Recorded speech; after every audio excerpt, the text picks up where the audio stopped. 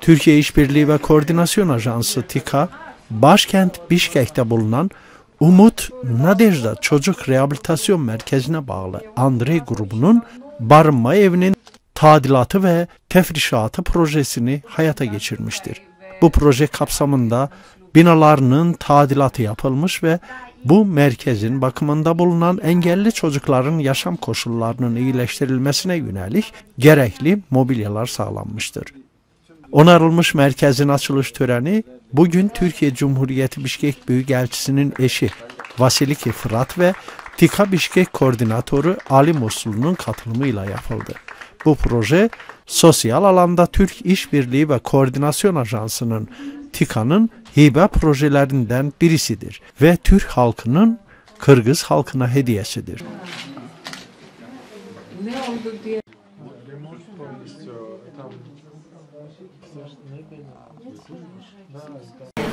Yaklaşık bir senedir Umut Nadejda'nın çocuklarla beraberiz.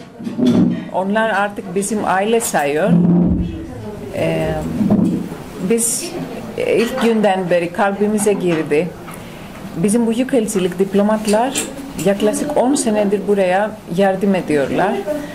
Ama bu sene TİKA aracıyla ve Ali Muslu Bey'in sayesinde çok teşekkür etmek istiyorum kendine. Çok güzel bir tadilat yaptırdık burada. İnşallah çocuklar çok rahat bir şekilde burada yaşayabilecekler. Umut ediyoruz.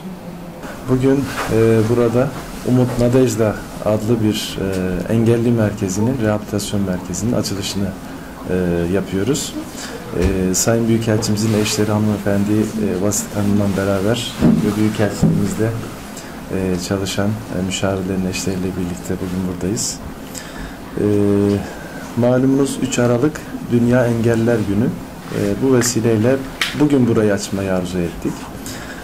Bu rehabilitasyon merkezinin tamamen tadilatını, tamiratını ve tefrişatını yaptık.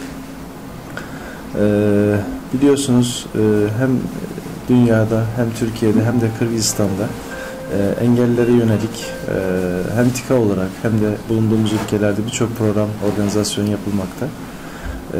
Biz de sosyal sorumluluk projeleri kapsamında Kırgızistan'da bu yıl 2018 yılı itibariyle 3 tane engelli projesi gerçekleştirdik. Projelerimizden birisi bu.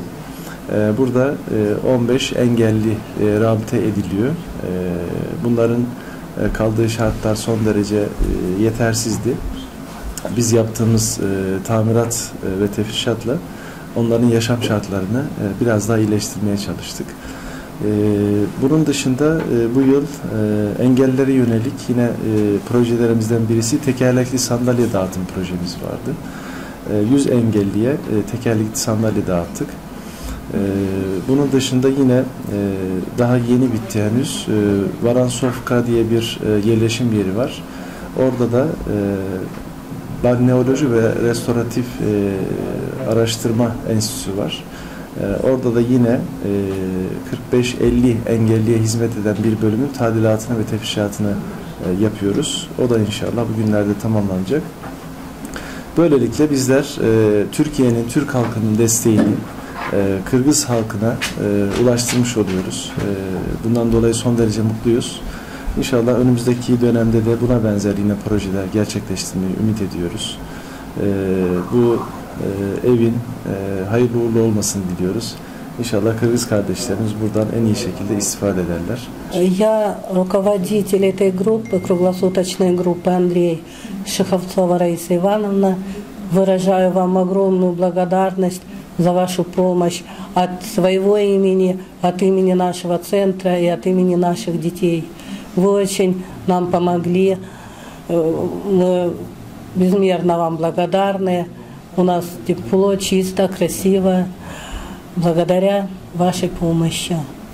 Желаем вам всем счастья, здоровья, семейного благополучия, всех земных благ, за то, что вы, за вашу отзывчивость, за ваше доброе сердце и за ваше внимание к нам.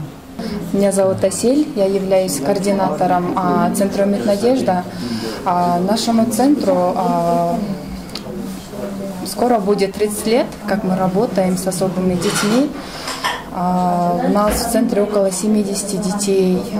Это дети с особыми нуждами, которым мы помогаем и оказываем помощь.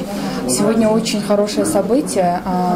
Благодаря организации ТИКа и госпоже Василий Кефира, а также женскому клубу, который непосредственно с нами сотрудничает, то есть возможность отремонтировать эту нашу группу, где проживает около 13 детей. Но на сегодняшний день 13 воспитанников, но у нас бывало и 15 воспитанников. И это очень хорошие возможности в таких условиях, чтобы наши воспитанники жили. И очень благодарность руководствам, которые и всем тем, кто поддерживал и помогал нашим воспитанникам.